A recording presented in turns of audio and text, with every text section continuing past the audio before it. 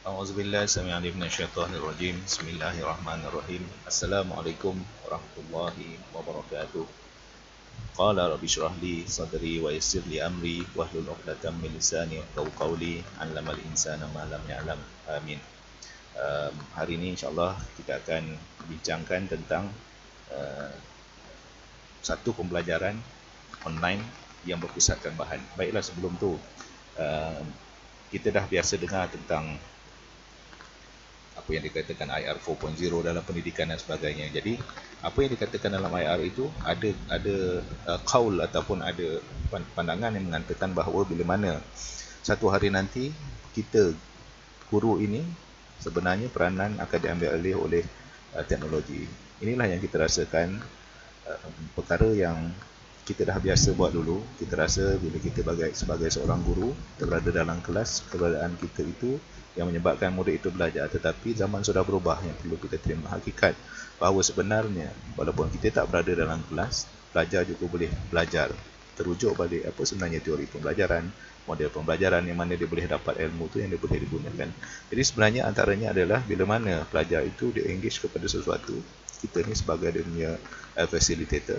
Dan sekarang ni kita rasakan juga bila mana pelajar akan engage kepada komputer tanpa kita berada di sisi, kita sedar yang bahawa satu hari nanti zaman dia akan berubah dan guru itu sendiri tidak mungkin ataupun tidak perlu dia berada di sisi pelajar untuk pelajar itu belajar. Jadi inilah dia hikmahnya, perasaan kita di mana kalau kita lihat pembelajaran online itu dia mengambil alih peranan guru secara fizikal ni berada dalam kelas. Tetapi kat sinilah kita nak membuktikan bahawa cuba buktikan bahawa masih lagi kita relevan walaupun datang dengan teknologi.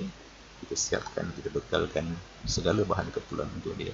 Tapi kita perlu ingat bila mana pembekalan kita itu sudah cukup lengkap ilmu yang kita bagi, satu hari nanti komputer itu sendiri dia akan ambil alih benda-benda yang kita tak boleh nak ingat.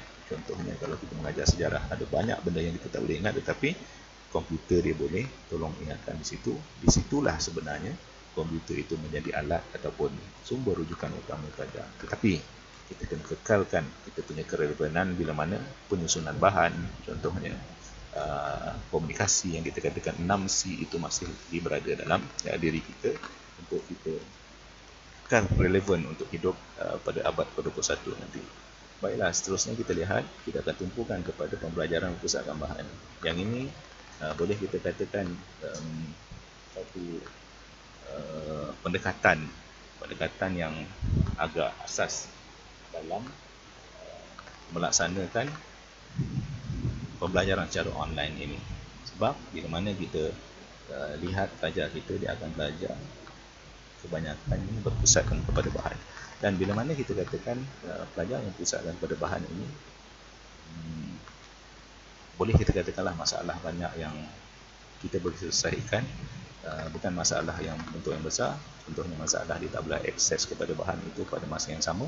Kat sinilah munculnya apa yang dikatakan sederap dengan tidak sederap. Bila mana kita sediakan bahan itu dan kita nak di-engage dalam waktunya, so ada pelajar yang boleh, itu dah sederap. Kalau dia tak boleh, dia boleh engage pada bahan itu kemudian, itu yang tidak, kita kan tidak sederap. So kat sini kita ambil win-win situation bila mana kita gunakan pendekatan sepenuhnya berpusatkan kepada bahan. Kita sebagai guru menyediakan bahan yang sesuai dengan pembelajaran hari itu. Jadi kita berbalik-balik kepada satu kita punya prinsip lama lah. Nanti kita akan sampai kat situ.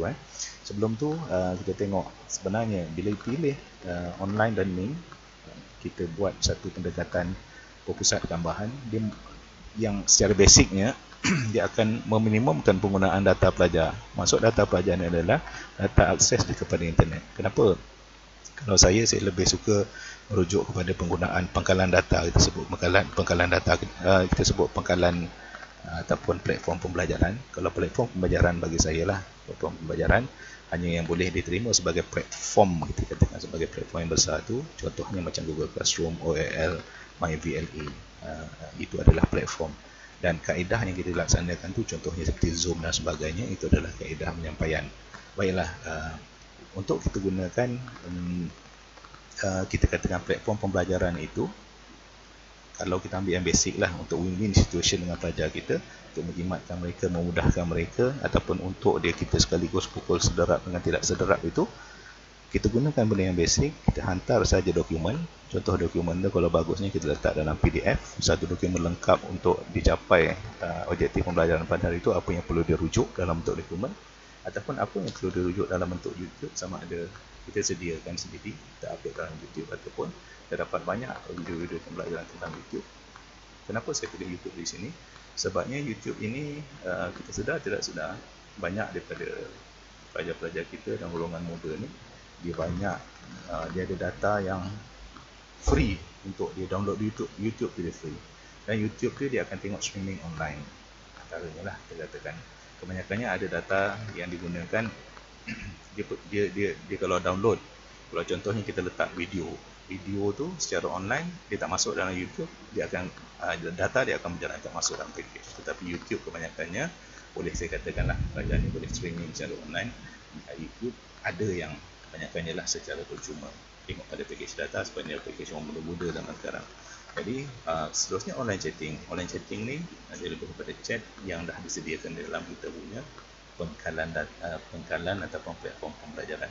Jadi kita tiga benda ni kita cuba maksimumkan untuk kita mantapkan data kita supaya dia akses ataupun dia engage dengan kita punya platform pembelajaran. Kenapa di sini kita tak masukkan Zoom ataupun kita katakan video conference, video meeting dan sebagainya, kerana dia memerlukan satu data yang besar, dan kat sinilah datang masalah kepada pelajar kita. Yang pertama daripada sudut engagement, data, dan masalah di kat rumah nak bantu ibu dan sebagainya. Jadi andai kata kalau kita boleh sediakan untuk cara YouTube, contoh dia siapkan dokumen, so pelajar kita akan merujuk kepada bahan yang kita sediakan dalam tu. Jadinya platform yang kita gunakan, apa-apa platform pembelajaran yang kita gunakan di atas talian, dia menjadi bukti pembelajaran. Macam mana dia bukti pembelajaran? Sebab ada bukti kehadiran, ada engagement, dan ada pembelajaran yang berlaku. Baiklah, kat sini saya dah tunjuk contoh lah. Yang ini lebih kepada bukan yang terbaik, tapi saya rasa minimum penggunaan data pelajar supaya boleh engage dengan kita. Yang ini berlaku pada hari ini, yang ditambah baiklah daripada minggu lepas, hari Khamis dan Jumaat yang lepas. Jadinya bagaimana cara saya mengendalikan? Yang pertama, saya letak dulu untuk post yang pertama pukul 8:754 saya dah postkan, menerangkan pada pelajar apa yang patut dia belajar pada hari ini. Sebab sini tak adalah set induksi itu, tak ada, tidak berlaku lah. Cuma terus kita bump bagi pulanglah kalau ada kita mampu untuk buat set induksi kat sini, kita boleh share. Jadinya kat sini saya letakkan apa yang perlu kita belajar. Contohnya objektif yang pertama, objektif yang kedua, objektif yang ketiga, yang keempat dia kena buat rumusan, yang kelima tugas jadual. So awal-awal belajar tu dia tahu, okey hari ni selama 2 jam saya akan buat benda ni. Jadi dia tahu, tak ada masalah. So di sini saya minta pelajar komen. So bila dia komen, nampak 24 orang saja yang masuk dalam kelas pada hari ini. Ini bukti dia lah, dia komen foto. Baiklah, seterusnya dalam pukul 8 lebih saya post objektif yang pertama. Ini objektif pertama. Okey, objektif pelajaran 1, kriteria kejayaan. Objektif pembelajaran, apa yang patut kita capai hari ini. Kriteria kejayaan, apa yang menunjukkan bahawa bila dia buat benda tu, menandakan dia punya dia sedar yang dicapai objektif pada hari tersebut. Sama juga seterusnya 50 minit kemudian saya post satu lagi untuk objektif yang kedua. Kemudian pada pukul 9.20 objektif yang ketiga dia kena buat. So di akhirnya bila dah engage ni, dia buat benda yang berterusan, dan di akhir pembelajaran tadi kalau kita lihat dia kena buat rumusan perbincangan. So di sini post lagi satu material, kita katakan apa rumusan ataupun kesimpulan yang dia boleh dapat daripada perbincangan. Okey, contoh dia, rumusan dia. Kemudian di akhirnya kita tengok yang seterusnya, yang terakhir, bila dah habis dia kena hantar assignment. Ini kita tengok contohnya assignment yang dia hantar 24 dah hantar bukti pembelajaran pada hari ini, 24 hantar, satu lagi belum hantar. So kat sinilah yang dikatakan sederap dengan tidak sederap. Andai katalah seorang pelajar ini dia mampu untuk berada pada tempat dia dalam masa 8 hingga 10 pagi. So dia akan berada dan cuba ikut dia punya flow dia. Kalau kita tengok sini tak ada yang lambat lah. Dah lambat dia akan tulis late, ada seorang daripada yang tidak hantar sebab dia ada masalah, dia kata sakit perut. So dia kata bagi masa, it's okay, nanti dia akan engage pelan-pelan lah. Ini kita katakan sebabnya dia ada pelajar ni tadi dia ada pada awalnya tetapi dia tak boleh nak menempuhkan untuk menghantar assignment dan sebagainya, assignment ataupun kita katakan tugasan akhir. Jadinya kalau kita lihat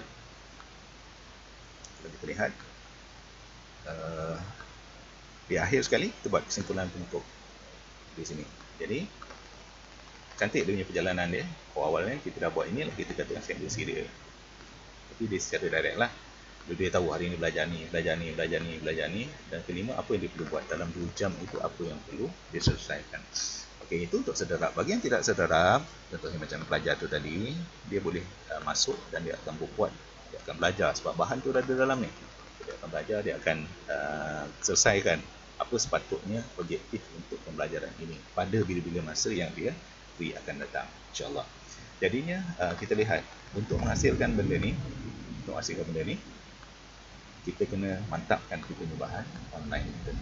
So macam kita tak perlulah untuk kita menerangkan, tak perlulah untuk kita ialah nak secara pada subjek yang boleh kita elakkan daripada kita nak menerangkan menggunakan video dan sebagainya. Bila mana kita mantapkan kita punya bahan kita. Jadi untuk itu kita kena pulang balik kepada perkara yang asas dalam pendidikan. Kalau saya cuba buat storyboard ni lah yang hari tu. Storyboard kita ada OP, ada KK, ada input activity. So perancangan kita tu dah ada. Bila perancangan kita cantik, insya-Allah benda tu akan sampai kepada pelajar kita sebagai satu contoh sebenarnya yang paling besar. Kita nak melahirkan seorang guru, so guru pun nampak macam mana penyampaian bahan itu, nampak dia punya susunan, dan itulah yang dia akan bawa ke sekolah nanti. Sebab kita ni nak melahirkan seorang guru.